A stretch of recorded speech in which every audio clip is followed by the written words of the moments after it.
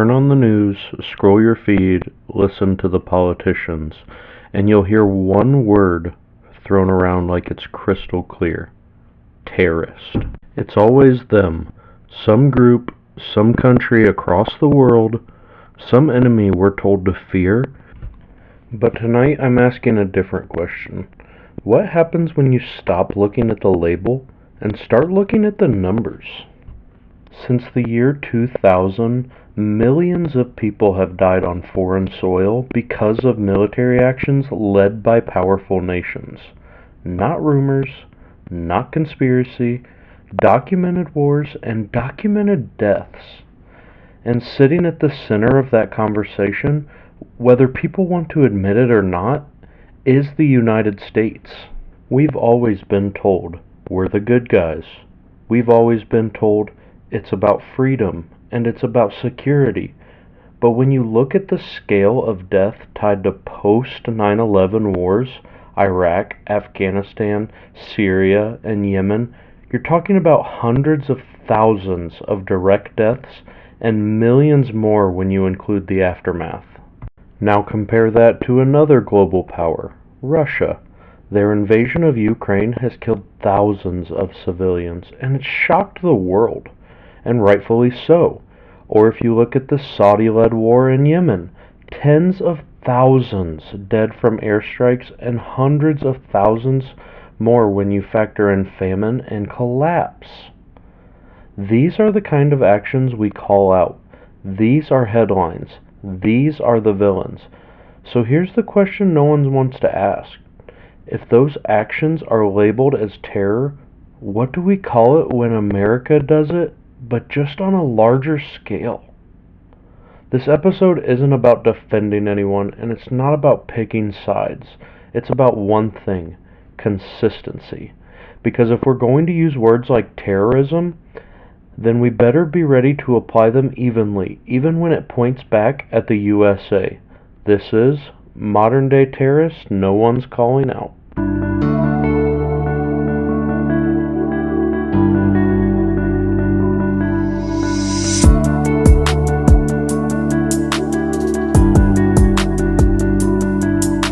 Alright, let's strip the emotion out of this for a second. No opinions, no politics, just numbers. Because numbers don't care who you voted for.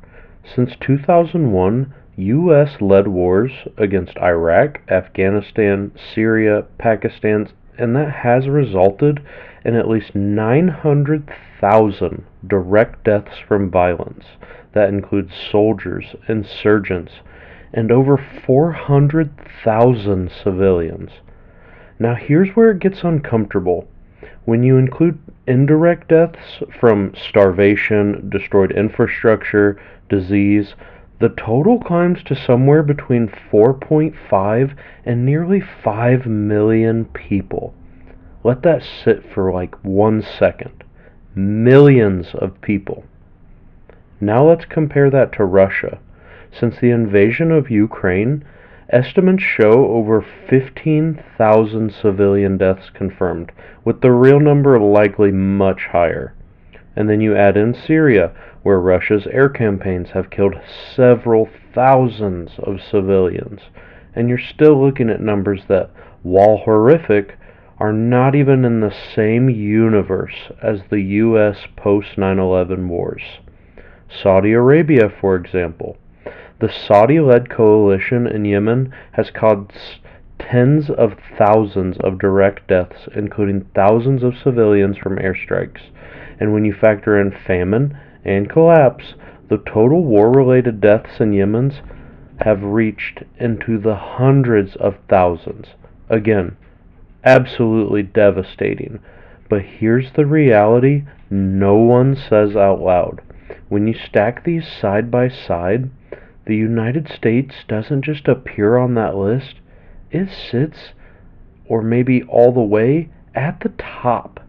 And yet you don't hear the word terrorists used the same way towards us. Not even close. So the real question isn't whether these deaths happened. The question is, why are we so selective with what we call them? Alright, let's make this feel real. Because numbers are easy to ignore when they're far away. So instead of talking about cities you've never seen before, imagine this is happening in Chicago. Missiles hitting neighborhoods, apartment buildings collapsing, power grids down, and hospitals completely overwhelmed. Families pulling their kids out of rubble. Now imagine it's not just one strike, but years of it. Now we zoom out. New York, drone strikes overhead, sirens every night, people afraid to gather, to travel, and to live life normally. Or Los Angeles, entire sections of the city reduced to concrete and dust. Supply chains broken, food shortages, and disease creeping in because infrastructure is just completely gone. Now here's the part that hits different. Imagine a foreign country saying, this is necessary for our security. This is just about stability. This is justified. Would we accept that? Or would we call it exactly what it feels like? Because for millions of people across the world, this isn't a thought experiment. This has been their reality for years. So when we talk about war, when we talk about labels, maybe the question isn't complicated at all. Maybe it's this simple. If it wouldn't be acceptable here, why do we accept it happening somewhere else? And more importantly, what do we call it when we're the ones doing it? So here we are. We've looked at the numbers, we've compared the players, we've flipped the perspective and brought it home. And at the end of all of that, we're left with one uncomfortable truth. The label isn't applied equally.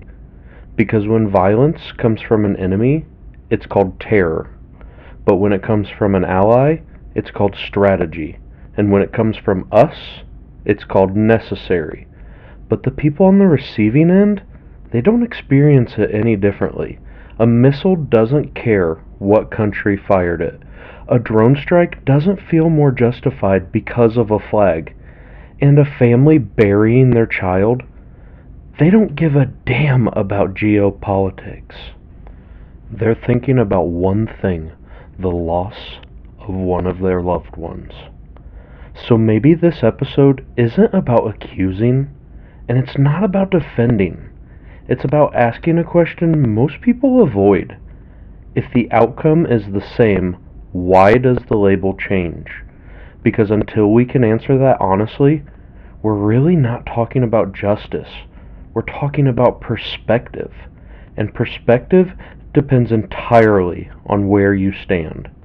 This has been the modern day terrorist no one is calling out. And maybe the real takeaway with this is, guys, before we point the finger outward, maybe we should be willing to point it towards ourselves. And real quick, I know it's been a busy week on my end, so I appreciate everybody sticking with me. I'm sorry for the delay. I know I said last week I was going to do 3 episodes a week. It's just been hectic this week. I'm planning to drop 2 episodes this weekend, so we're not slowing down. I'm trying to catch up is all. Alright guys, I'll catch you in the next one.